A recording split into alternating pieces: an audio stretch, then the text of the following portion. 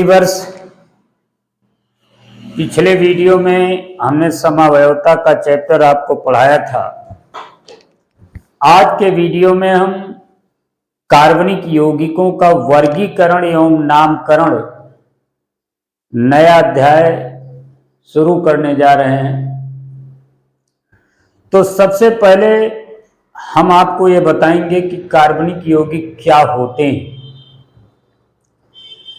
देखिए, कार्बनिक यौगिक पूरे पीरियाडिक टेबल में 7th बी में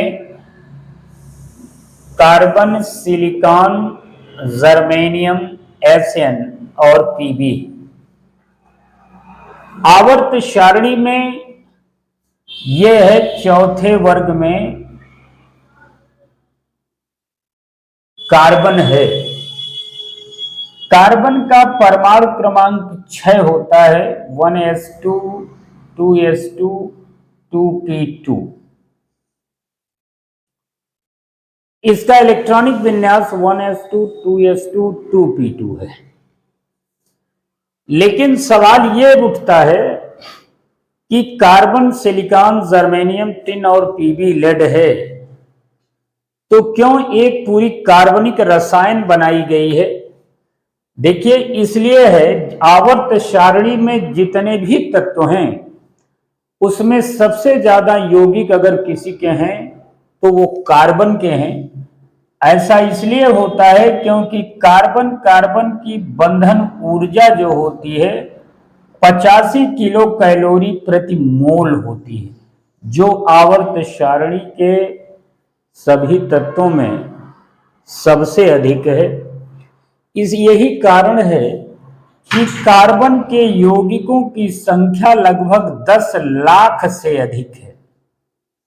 बंधन ऊर्जा इतनी अधिक होने के कारण कार्बन कार्बन के साथ एकल बंध बनाता है, कार्बन कार्बन के साथ द्विबंध बनाता है और कार्बन कार्बन के साथ त्रिबंध बनाता है।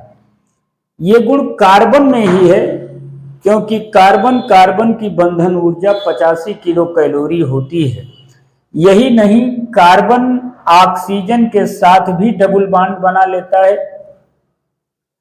अन्य तत्वों के साथ भी यह आसानी से बंध बना लेता है क्योंकि इसकी बंधन ऊर्जा लगभग 85 किलो कैलोरी प्रति मोल होती है, जो कि आवर्त सारणी में सबसे अधिक होती है।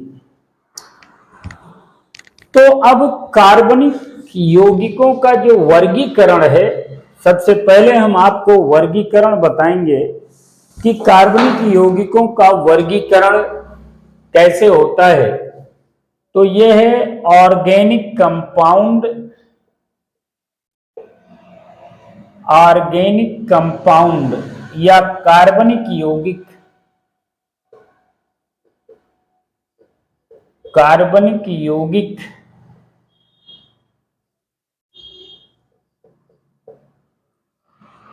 कार्बनिक यौगिक मुख्यतः दो प्रकार के होते हैं। सबसे पहला है open chain compound, open chain compound या एलिफैटिक कंपाउंड। एलिफैटिक कंपाउंड इसकी हिंदी है खुली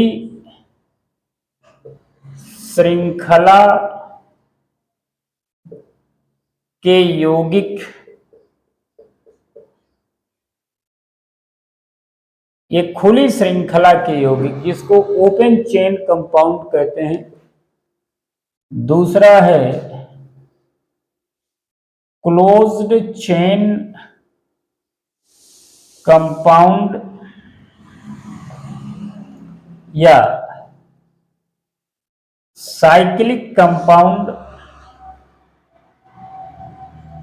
क्लोज्ड चेन कंपाउंड या साइक्लिक कंपाउंड जिसको बंद श्रृंखला के यौगिक कहते हैं।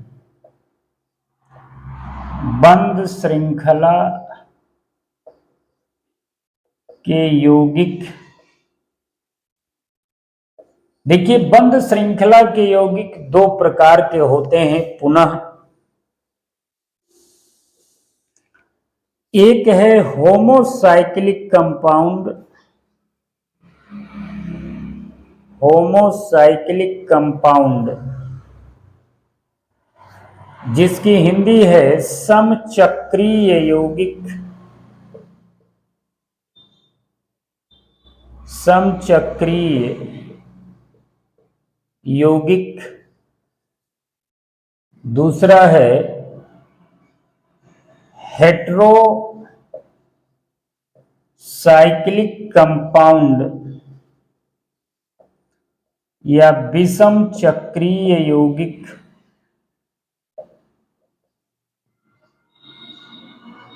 विषम चक्रीय यौगिक।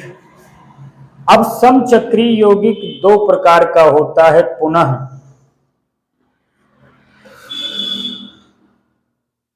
एक है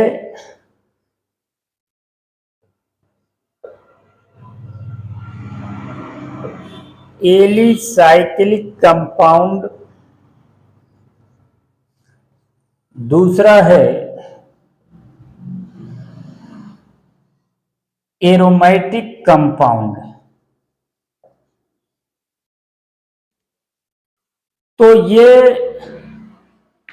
कार्बनिक यौगिकों का वर्गीकरण है। पहला है ओपन चेन कंपाउंड और एलिफैटिक कंपाउंड, जिसमें खुली श्रृंखला के यौगिक होते हैं, यानी जिन कार्बनिक यौगिकों में कार्बन परमाणु आपस में जुड़कर एक लंबी श्रृंखला बनाते हैं, स्ट्रेट चेन बनाते हैं, वो खुली श्रृंखला के यौगिक है। दूसरा क्लोज्ड चेन कंपाउंड और साइक्लिक कंपाउंड है, जिसमें कार्बनिक यौगिक आपस में जुड़कर एक चेन बनाते एक साइकिल बनाते हैं, चक्र बनाते हैं, उसे क्लोज्ड चेन कंपाउंड कहते हैं। अब ये पुनः दो प्रकार का है, जिसमें पहला है होमोसाइक्लिक कंपाउंड, जिसको समचक्रीय यौगिक कहते हैं। नाम से स्पष्ट है, समचक्रीय का मतलब है जो चक्र बने, यानी ये जो चक्र बने इसमें सभी में कार्बन परमाणु ही हो, हर जगह कार्बन हो तो वो समचक्रीय है। हर जगह कार्बन हो यानी समान हो, जो तत्व हो जुड़ा हो समान हो, तो वो समचक्रीय यौगिक है। समचक्रीय यौगिक पुनः दो प्रकार का है। पहला है एलिसाइक्लिक। देखिए, एलिसाइक्लिक ये दो शब्द से बना है। एक है एलिफैटिक प्लस साइकिल भी हो, चक्र भी हो, तो इनके गुण एलिफैटिक यौगिकों से मिलते जुलते हों और इसमें चक्र हो, जैसे ये हम आपको बता रहे हैं, ये CH2 CH2 CH2, ये चक्र भी है, लेकिन इनके गुण जो हैं वो एलिफैटिक यौगिकों से मिलते हैं, इसलिए इसका नाम जो है वो साइक्लोप्रोपेन है। दूसरा है एरोमेटिक कंपाउंड। एरोमेटिक यौगिकों में बेंजीन और उसके व्युत्पन्न को एरोमेटिक यौगिक कहते हैं। और अब ये हेटेरोसाइक्लिक है, जैसा कि नाम से स्पष्ट है, विषम चक्रीय यौगिक, यानी यहां तो समचक्रीय था जिसमें हर जगह कार्बन थे, लेकिन विषम चक्रीय में कार्बन के अलावा नाइट्रोजन या कोई दूसरा तत्व हो जाए, जैसे हम ये कर दें, यहां हर जगह कार्बन है, हर जगह कार्बन है, लेकिन यहां कार्बन ना होके नाइट्रोजन हो जाए, तो ये आपका पिरिडीन होगा, ये आपका पिरिडीन होगा। तो ये विषम चक्रीय यौगिक है और ये समचक्रीय यौगिक है, जिसमें सिर्फ कार्बन होता है। तो ये वर्गीकरण रहा। इसका विस्तार से अगले वीडियो में हम आपको बताएंगे वर्गीकरण के संबंध में। आज के वीडियो में बस इतना ही।